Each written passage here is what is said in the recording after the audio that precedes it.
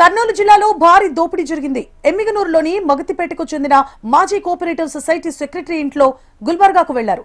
ఇంట్లో ఎవ్వరూ లేని సమయంలో దొంగలు 24 తులాల బంగారు ఆభరణాలు, 40,000 నగదును చోరీ చేశారు. గుల్బర్గా నుంచి ఇంటికొచ్చిన శ్రీనివాసులు తన ఇంట్లో దొంగతనం జరిగిందని నిర్ధారించి పోలీసులకు ఫిర్యాదు చేశారు.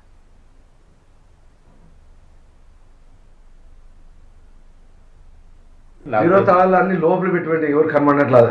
ఎప్పుడు వచ్చి తీసుకుని మాకు తెలియదు. మాకు కాంపౌండ్ మొత్తం చుట్టూ ఉంది.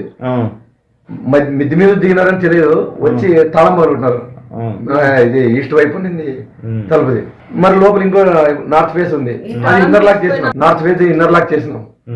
అది ఎట్లుంది అట్లుంది. ఇక్కడ 2 బెడ్రూమ్లకి తలా బియ్యం వేసిపోయినా, బీరో తాళాలు వేసిపోయినా. ఈ ఇంట్లో తాళాలు మాత్రం ట్రేలో పెట్టిపోయినా లోపల వంటింట్లో. అది మా క్లే తాళం తీసుకొని దొంగతనం చేసుకుని ఎట్లా అట్లా పెట్టిపోయినారు. ఇంట్లో బంగారు కూడా ఈ పెట్లో పెట్టండి, దీంట్లో పెడతాను మన వస్తా అని చెప్పి దీంట్లో పెట్టండి. దాదాపు ఒక 28 తులాలు ఉండే. దాంట్లో ఒక అవి కలిపి ఒక 2 తులాలు అట్లా ఉండొచ్చు. ఉంటే అవి విడిచిపోయినారు వాళ్ళు.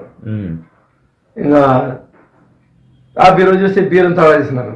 చూస్తే మేము చూస్తే ఇది చూస్తే తాళం వేసింటే ముందు కనిపోయినారు. ఇట్లా దీంట్లో పెట్టేది అది తీసుకెళ్ళినారు. ఇప్పుడు నికరంగా ఒక 20 తులాలు పోయింది.